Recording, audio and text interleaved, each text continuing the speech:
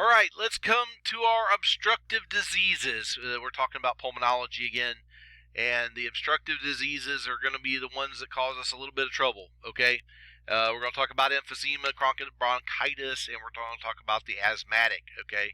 And I'm not talking more of the child asthma, although the children asthma is going to be kind of involved in this. I'm talking about your later stage asthma patients. Also, COPD directly causes cigarette smoking environmental toxins. So there are different ones that occur because of that. Now let's understand what each of them are, okay? So again, in obstructive lung diseases, the obstruction occurs usually in the bronchioles, okay? There's a bronchospasm that will occur because of the spasms. It releases additional mucus. The goblet cells then line the respiratory tree. They get inflamed. It releases mucus into those areas, which causes further fluid and accumulation of inflammation. All right? So, again, definite problem there. Emphysema and chronic bronchitis are chronic obstructive pulmonary diseases, disorders mainly of middle-aged or older patients, in which tissues react to smoking, other pollutants, or repeated infections. In chronic bronchitis, the bronchial lining is inflamed, excess mucus forms, and cells are unable to clear away accumulations because the cilia are damaged. In emphysema, the walls of the alveoli break down, reducing the surface area. The lungs lose elasticity, and stale air laden with carbon dioxide is trapped in the lungs. Care for all respiratory conditions is similar. Do not withhold oxygen. The need outweighs the risk of administration. You need not diagnose a condition to provide effective treatment. Constantly monitor the patient. If breathing becomes inadequate, assist respiration through artificial ventilation and obtain medical direction. Old school. Yeah, I probably would use the bag valve mask there. It's just me. Okay. So emphysema, again, it destroys the alveolar walls, okay? And more common in men and women, and most of the time it's due to either an environmental toxin or some sort of cigarette, cigar, some sort of smoking. And it decreases the membrane surfaces and lessens the area for gas exchange. Long and the short, they usually don't get these back, folks. It increases the ratio of the air to lung tissue, the diffusion defects. You're not going, again, you just don't have the area to exchange gas. That's why they get very short of breath very quickly. It increases the resistance to the pulmonary blood flow. Again, you're going to get some atrial enlargements because of that. And eventually it leads to pulmonary hypertension, leads to right-sided heart failure, cor pulmonale, and eventually will end in death, unfortunately. Again, remember that it weakens the wall of the small bronchioles. Once they're destroyed, they can't recoil. And again, they require... They have that pursed lips, and the reason that they purse their lips all the time is to kind of continually provide peep for themselves, okay? That's what they're doing, is they're auto-peeping themselves, all right? We just saw all that there. And then again, it's an irreversible airway obstruction, and it usually depends on bronchodilators to keep what is working open, corticosteroids to keep the inflammatory responses down, and then supplemental oxygen, all right? These are the guys, by the way, that have the really barrel-chested. So they tend to be pink in color, or what we call polycythemia. You can also you see them with the club fingernails because of the steroid use. That and being so chronically hypoxic, okay? And then they're going to have the signs of the right heart failure. They're going to have the jugular vein distension, peripheral edema. Their liver is going to be huge, okay? So the air sounds, the breath sounds are going to be diminished in these guys, okay? And so we have to understand that and know how to treat that correctly. Again, it's going to be a problem with this patient as far as the cardiac side. Chronic bronchitis, again, usually it's a lot of goblet cells going nuts. They produce a lot of amount of sputum. Most of the time people cough this stuff up in the morning, or we call it the bronchitis hack. When you get up with somebody, they've got damaged cilia, they have to physically, forcefully cough very hard, especially the people who have been smoking cigarettes for a long time. These are the guys that do it. The alveoli are not severely affected. The problem is getting the air to the alveoli, okay? So, again, keep the infection down. So chronic mucus production is all chronic bronchitis is. Again, and the gas exchange is because it doesn't actually get to the alveoli, okay? So usually they have respiratory infections, lots of it, and it amazes me they get sick, and the first thing they want to do is take a drag off a cigarette. Okay, it's kind of where you got here, all right? So you get a lot of sputum with these. I mean, when I talk sputum, I'm talking that, right? They're usually overweight. They can be a little bit cyanotic. We call them the blue bloaters. And again, they got bronchi. Usually it's because of all the mucus plugs they've got in those lower airways, and you're hearing the junk down there, okay? It's like breathing through pudding. All right, again, they might show signs of heart failure, noticing a trend here. And again, the management goals is to relieve the hypoxia, give them bronchodilators, get them opened up where the air can pass through, supplemental oxygen. And again, usually once you open up the airways a little bit, these patients pretty much self-correct pretty easy, okay? Again, you're going to watch your SpO2s. You're also going to watch, I would put them on Capno for sure. Matter of fact, once you start to get them open, you're going to see a surprised rate of increasing it. If you can use CPAP in these guys. Just remember where you're forcing stuff into, okay? So if you're forcing those mucus plugs down farther, I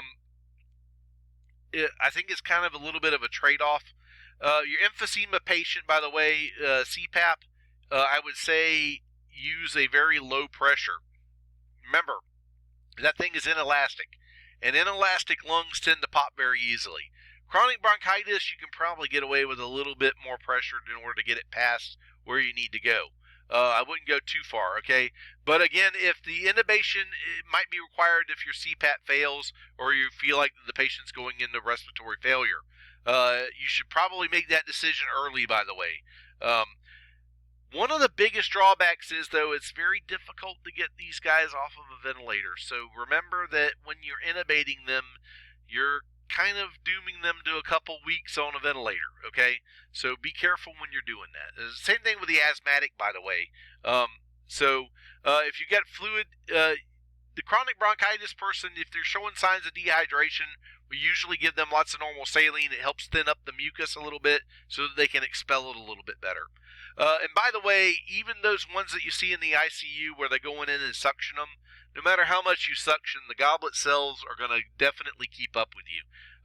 You can suction a whole lot of snot out of them, and guess what? They're going to still have more and more and more. But you'll see them do that, irrigate the tube and actually suction them out. Irrigate, they might have to do that multiple times in order to make that work. Small volume nebulizers work really good. The bronchodilator, again, you make the pipes bigger. In this case, it's actually a good thing. They can actually breathe through them. Now, your asthma, usually we're talking about airflow obstruction due to the squeezing down of the bronchioles, usually muscular in nature, and it induced by triggers or inducers, and there's usually environmental factors. Stress can also do it. Exercise, actually, going out and playing what we call PE asthma, is the little kid goes out there, gets worked up, and then all of a sudden they have the asthma attack, okay? And usually you get a chemical histamine release, and that's what causes the bronchoconstriction. How do we fix it? Again, usually a bronchodilator is our med of choice in this case, all right? Bronchodilators work really good. The problem is that when the asthmatic and they start developing that thick mucus because the goblet cells got irritated and they decide to start spewing their stuff and causing all different problems down in the lower airways, okay? Usually, again, a trigger can be earlier in the day that actually causes them to have the inflammation process later at night. So again, it swells the bronchioles, it decreases the expiratory flow. Usually they can get the air in okay, they have problems kind of forcing it out, okay? So again, your albuterol Atrovent works really good. Atrovent, sometimes again, it causes the parasympathetic relaxation. Anti-inflammatory agents, this is your Solumedrol, Solucortef, and again, immediate threats to airway, breathing, circulation, you got to maintain those. If they start slowing down, guys, again, at this point, we really got to do it. One of the things you can get, though, with asthmatics is air trapping, okay? And you got to really be careful about that. You're forcing air in, and there's really no way for it to get out, okay? And so you got to watch out for that situation. If that happens, you're over ventilating them. Stop ventilating them so much. Again, let the air get out, okay? And I know that it's a difficult thing where you've got an expiratory phase sometimes of 1 to 3, 1 to 4, and we got to hold off on that just a little bit, okay? You got to give them time to expel the carbon dioxide as well, and a chance for us to get fresh air into the lungs, okay? Ask them if they've been intubated before. It's kind of a really important thing. So make sure you do your chest and neck exam. Abnormal breathing such as wheezing or rhonchi, or you might hear both. Okay, probably more the wheezing. Expiratory wheeze is not necessarily bad. Inspiratory expiratory wheeze is pretty bad. You're not hearing anything super duper bad. You still should hear some air movement. If you're not hearing the air movement, we got a problem. Okay. The lower asthma attacks, we might have to really push the air into. That's what we're talking about, the peak flow resistance. That's what they're talking about there. And PEEP valves, by the way, can help. My problem with a PEEP valve on these guys is you keep forcing the air in, but they don't. He's kind of already got a PEEP valve because it's not letting the air out. And so you got to kind of be careful when you're using PEEP at this point, or any type of pressure resistance there. Okay. Again, usually they're the ones that we see with the bronchospasms. You're seeing the shark fin type pattern. Okay. And again, the treatment is correct the hypoxia, reverse any bronchospasms. Again, epinephrine can be good for this. Albuterol is good for this. Keep those little factors in mind. Okay. Make sure you get your IV established. EKG should be on, obviously, and treat the inflammations with a corticosteroid. Just remember, if this is going to take a little while to work. So the earlier that we can get it on board, probably the better. The hospital is going to love you as far as getting the patient to be discharged. Again, small volume nebulizers. Again, if they've got their own inhaler, let them take the head of the inhaler while you're setting up a neb treatment, okay? So the longer time interval of the attack, the less the bronchodilator medicine is probably going to work, okay? So if it took 3-4 hours, it's probably going to take a few hours to reverse this, all right? And fatigue patients, again, they can quickly develop. If you're seeing that they're slowing down, it's time to take over their ventilations for them, okay? Don't be afraid to assist them, okay? If you do use CPAP on these guys, a low amount of PEEP. Use it to ventilatory support, okay? You're probably not going to... You can run a danger of popping a lung with the high pressures there. That's kind of where I have it. Now, your status asthmaticus. These guys have had severe, prolonged attacks, okay? Can't be broken by repeated doses of bronchodilators, okay? This usually is going to require additional, again, epinephrine is probably your friend at this point. Just remember, they probably had a dump of epinephrine already naturally, okay?